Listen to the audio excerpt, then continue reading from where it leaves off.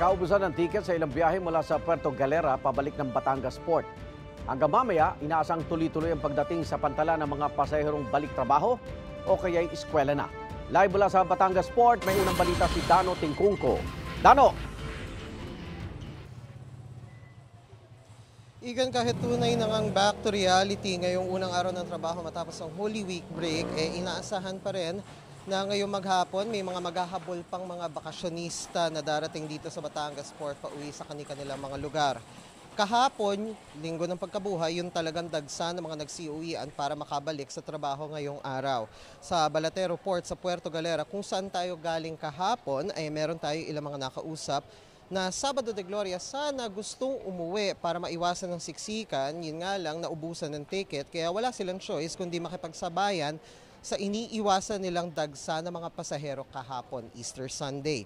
Dito naman sa Batangas Port, kung gaano kanipis ang pila sa mga ticketing booth paalis ng Pantalan, siya namang kapal ng tao sa arrival area o yung mga pasilyo mula sa barko, Fastcraft, ferry at Roro papunta sa mga naghihintay na bus paluwas ng Metro Manila. Pero ngayong umaga, medyo tablahan lang yung sitwasyon dito sa Batangas Port kasi merong build-up doon sa loob sa mga ticketing booth, lalo na doon sa mga pila papuntang Calapan Oriental, Mindoro. Pero ito ay araw-araw naman talagang nangyayari tuwing umaga. Pero marami rin yung mga pasahero na parating dito galing doon sa mga biyahe mula pa kaninang madaling araw mula sa iba't ibang mga probinsya at isla. Yun muna latest mula rito, balik sa Igan. Maraming salamat, Dano Tingkungko. Maaga rin dinagsa ng mga pasahero ang ilang bus terminal sa Dagupan City matapos ang Semana Santa. Inaasahang mas dadami rin ngayong araw ang mga sakyang papasok sa Tarlac, Pangasinan, La Union Expressway. Live mula sa Dagupan City, may unang balita si CJ Torida ng GMA Regional TV. CJ. Igan, nandito tayo ngayon sa isang bus terminal sa Dagupan City at sa mga oras na ito, may mga pasahero pa rin na humahabol sa biyahe matapos ang kanilang bakasyon sa nakalipas na Semana Santa. Bandang tanghali kahapon, nagsimulang dumami ang volume ng sasakyang papasok sa Tarlac, Pangasinan, La Union Expressway o TPLEX. Karamihan ng mga sasakyan nagmula sa Baguio City at Ilocos Region. Sa bungad pa lang ng Rosario, La Union, dire-diretso na ang mga sasakyang papasok ng expressway. Inaasahan na magtutuloy-tuloy ang dami ng sasakyan hanggang ngayong araw. Sa Dagupan City, maaga ring dinagsa ng mga pasahero ang mga bus terminal kahapon, Easter Sunday. Pa-Maynila ang karamihan matapos ang ilang araw na bakasyon nitong Semana Santa. Mahirap pabalik, papuntang trabaho kasi maraming pasaheros, sabay-sabay. Hanggang ngayon wala pa pong bus na masakyan eh. Nagpaaga pa naman akong pumunta dito, baka sakaling makasakay din ng maaga. Ayon sa pamunuan ng mga bus terminal sa Dagupan City, tuloy-tuloy ang biyahe ng mga bus na pa-Maynila. Hindi na ipinatutupad ang 30-minute trip interval. Agad ding umaalis ang mga bus kapag puno na. Meron ding ibang extra na mga bus na lumalarga na kahit di pa puno. Nagsasakay na lang sila ng mga pasahero sa mga madaraan ng bayan. May mga motorist assistance center pa rin para umalalay sa mga motorista.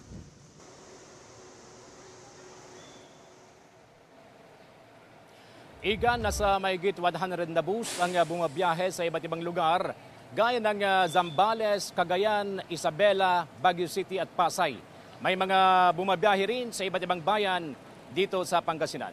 Balik sa iyo, Igan. Maraming salamat, CJ Torida ng GMA Regional TV.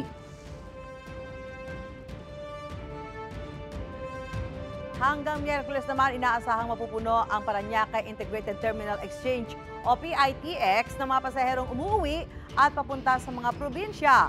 Live mula sa Parañaque, may unang balita si Bea Pinlac. Bea! Susan, back to work at back to school na nga. Maraming kapuso natin ngayong Lunes matapos ang Semana Santa. Kanina medyo maluwag pa ang sitwasyon dito sa Parañaque Integrated Terminal Exchange. Pero sa ngayon ay unti-unti na nga dumadami yung mga pasaherong naghihintay para makasakay ng bus.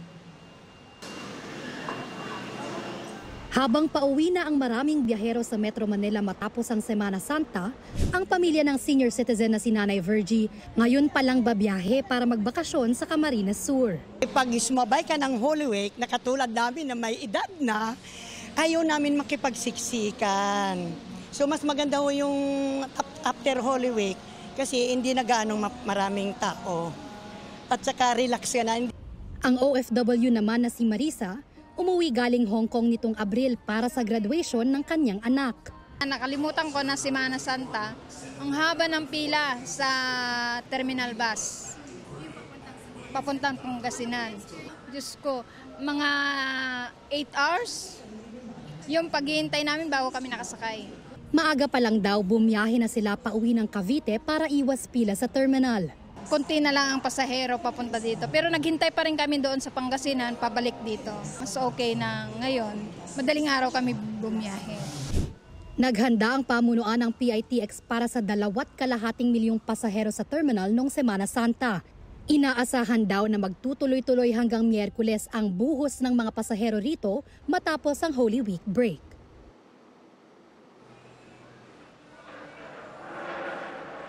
Susan, as of 6 a.m. nakapagtala na ng higit 22,000 na mga pasahero dito sa PITX. Ayon naman sa pamunuan ng PITX, matapos ang Semana Santa, sunod nilang paghahandaan ay yung Labor Day Exodus at yung mga magsisiuwian para sa darating na eleksyon. At yan ang unang balita mula rito sa Parañaque. Bea Pinlac para sa GMA Integrated News. Balikan natin ang sitwasyon sa North Luzon Expressway kung saan dumadaan ang mga kababayan nating bumabalik mula sa kanilang bakasyon sa Norte. At live mula sa NLEX, may unang balita si James Agustin. James! Susan, good morning. Madaling araw pa lamang kanina ay marami na mga motorista na bumiyahe dito sa North Luzon Expressway na pabalik sa Metro Manila na galing po sa mga probinsya sa Norte. Hindi lang daw para makaiwas, Susan, sa traffic, marami din na naghahabol ng oras dahil back to work na ngayong araw. Mag-alas 4 na madaling araw kanina, tuloy-tuloy ang dating ng mga motorista na pabalik sa Metro Manila sa Bocaue Toll Plaza ng NLEX sa North Luzon Expressway. Mabilis naman nakakadaan ang mga nasa RFID lanes. Bagya lang bumabagal at nagkakapila sa ilang lane sa bandang kanan para sa mga motorista na magbabayad ng cash. May zipper lane din na maaaring magamit ang mga motorista kapag bumigat ang traffic. Si JP galing pang Nueva Ecija kasama ang mga kaanak. 4 na araw silang nagbakasyon. Alauna pa lang na madaling araw bumiyahe na sila para maaga makarating sa Caloocan. Pag umaga po kasi matraffic na. Tapos dagsaan po yung mga tao kaya inagahan po namin yung pag-uwi. Nasulit nyo naman po yung bakasyon nyo? Sulit naman po. Back to work na rin si Rick. Kaya hating gabi pa lang umalis na sila ng kanyang pamilya sa Balanga, Bataan. Sulit na sulit daw ang 3 araw nilang bakasyon. Para iwas traffic. Iwas din sa sa dami ng sasakyan. Sulit yung mga bakasyon niyo? Okay naman. Nakapahinga na at nakapag-enjoy. Sa Balintawak Toll Plaza, maluwag ang traffic. Kung maraming pabalik ng Metro Manila, may ilan na ngayon palang magbabakasyon. Gaya ng mga sakay ng van na ito na patungong Baguio. Mga staff sila ng simbahan sa Cagayan de Oro na naging busy nitong nagdaang Semana Santa. Sila lang din naman nag-schedule kasi staff ng simbahan, so Easter Sunday busy din sila, ganun. Actually 1 day lang kasi kami pero sana masulit namin, ganun.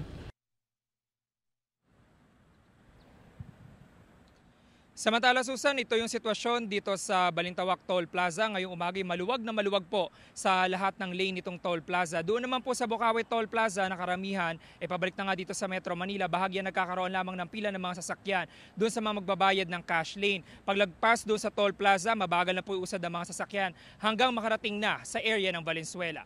Yan muna yung latest mula dito sa NLEX. Ako po si James Agustin para sa GMA Integrated News.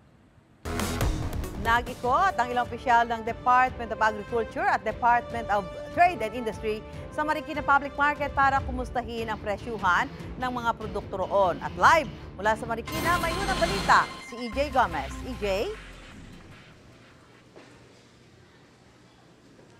Susan, kasama nga ang ilang opisyal ng DA at DTI, inalam natin ang presyo at supply ng karne dito sa Marikina Public Market.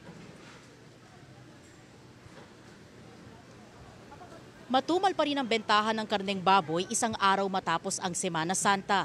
Ayon sa ilang nagtitinda, tumaas ng 10 piso ang presyo ng kinukuha nilang baboy sa kanilang supplier.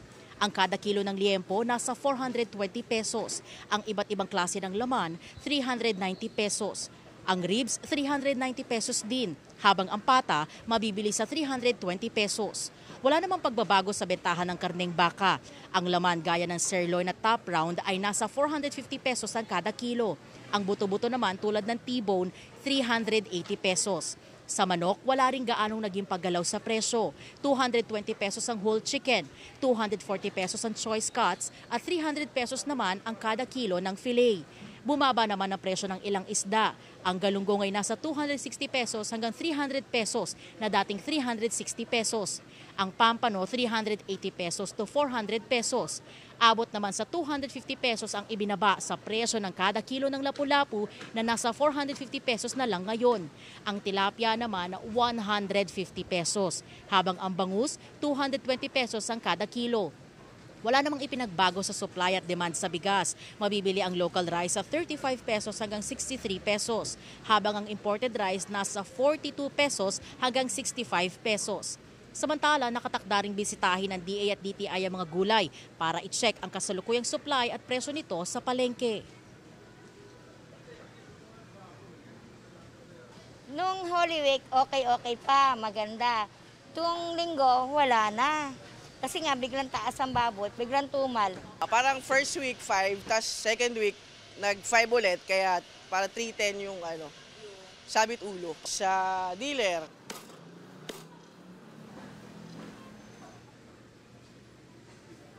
Susan, mag-aalas 7 kanina na magsimulang dumating yung mga tauhan ng DA at DTI at iikutin nila itong buong palengke. At hanggang sa mga puntong ito, ongoing pa yung ginagawa nilang supply and price monitoring.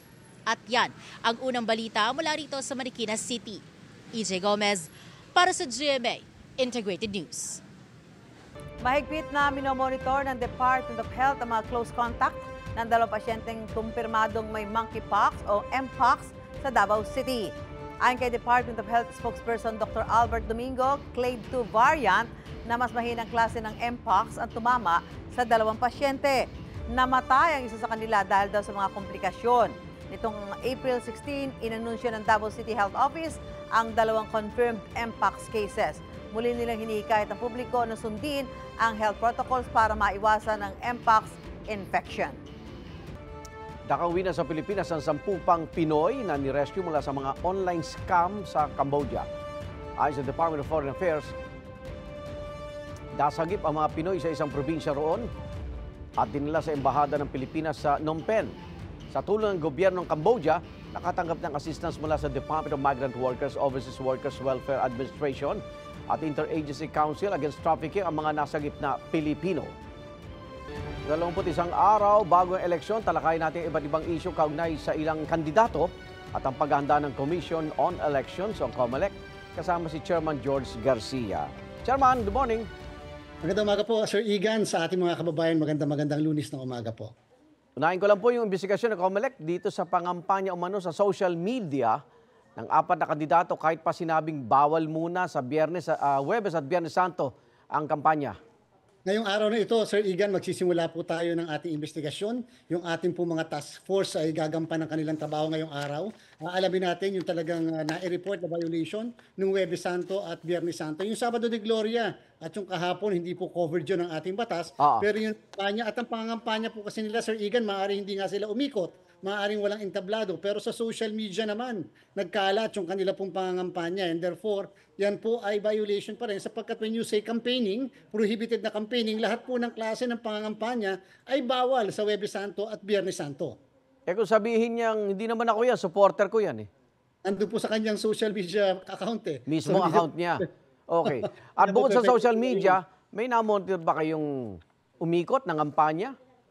So far po wala, pero ngayong araw na ito, Igan, maaaring dagsain tayo ng mga complaints, mga reklamo at mga nakapagkuha ng pictures at sasabihin nilang nakuhanan habang umiikot ng Huwebes Santo, Biyernes Santo o yung mga nagpabasa na tapos yung nagpapakain at may mga naka-t-shirts pa. Maaaring ngayong araw na ito, tatanggap tayo ng mga ganyang complaints, Sir Igan. Kamusta ang investigasyon sa pamigay umano ng ATM ng isang kandidato naman dito sa Quezon City? Vote buying ba yun, Chairman? Opo, hindi po pala siya ATM Parang USSC card na USSC Visa ang tawag po dyan. Okay. Yung bang party-less transaction na kung yan ay accredited na store, accredited na kung saan ka pwedeng bumili, pwedeng yun may laman na. And therefore, yan po iniimbestigahan natin. Vote buying po yan, maliwanag na maliwanag. At lumalabas pa mukhang na-distribute ito nung mahal na araw And therefore, dalawa pa ang violation, campaigning na, and at the same time, vote buying pa. Opo. Parusa rito, pwede bang umabot ng disqualification? Ay, disqualification po talaga yan at saka kasong election offense na may kulong na 1 hanggang 6 na taon. In fact, kapag po yan nabuo bilang isang kaso, pwede namin hindi iproklama kung sakaling palaring manalo yung mismong kandidato. Okay, yung mga napadalhan nyo ng show cause order, may mga final decision na po bang COMELEC? Sumagot naman po sa kanilang show cause orders na natanggap at yung pong Miyerkules bago magtanghali, bago magbakasyunan, nag-file po yung task force namin ng kasong disqualification at election offense laban po doon sa kandidato dyan sa Pasig. Itong linggo ito, asahan niyo po yung mga iba pa na na-issuehan ng show cause orders ay magkakaroon na rin ng karampatang resolusyon kung papailan sila o babaliwalain lang yung kaso laban po sa kanila. So lahat naman po sumagot, Chairman?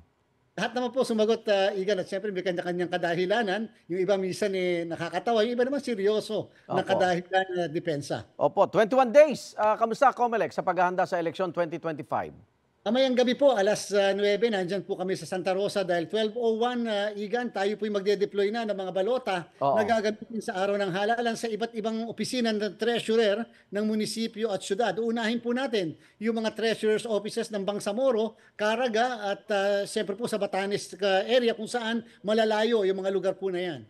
Good luck po, Chairman. Maraming salamat, COMELEC Chairman George Garcia. Ingat po. Salamat po, Igan.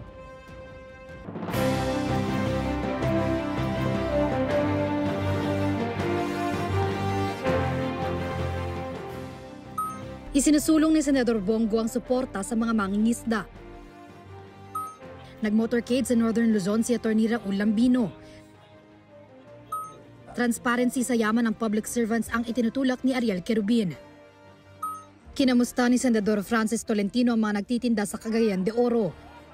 Libreng maintenance medicines ang isinusulong ni Mayor Abby Binay sa La Union. Pagpapababa sa presyo ng pagkain ang tinalakay ni Atty. Jimmy Bondoc sa Negros Oriental. Kasama niya si Gringo Honasan na isinusulong naman ang kapakanan ng kabataan.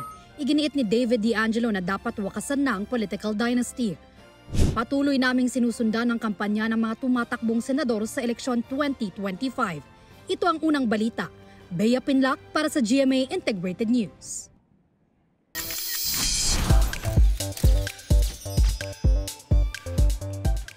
Miss Chika, ngayong Monday morning, tinanghal na Miss Eco International 2025 ang pambato ng Pilipinas ni si Alexi Brooks.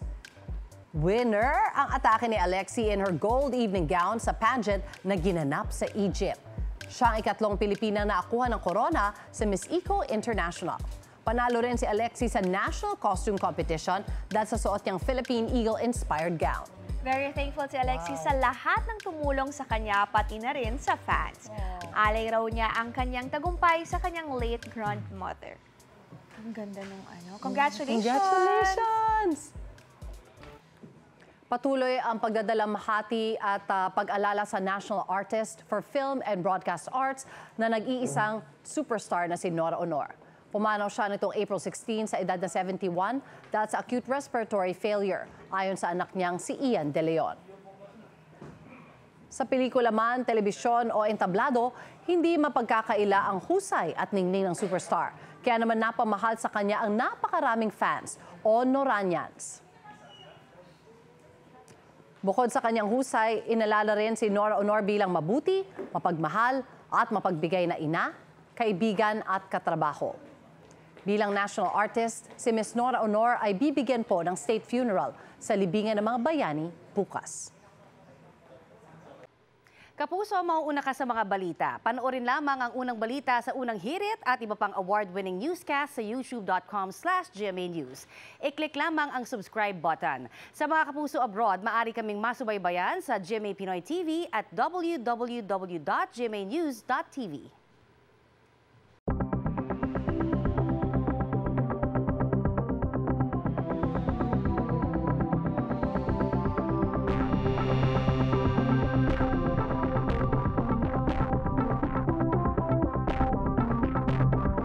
News.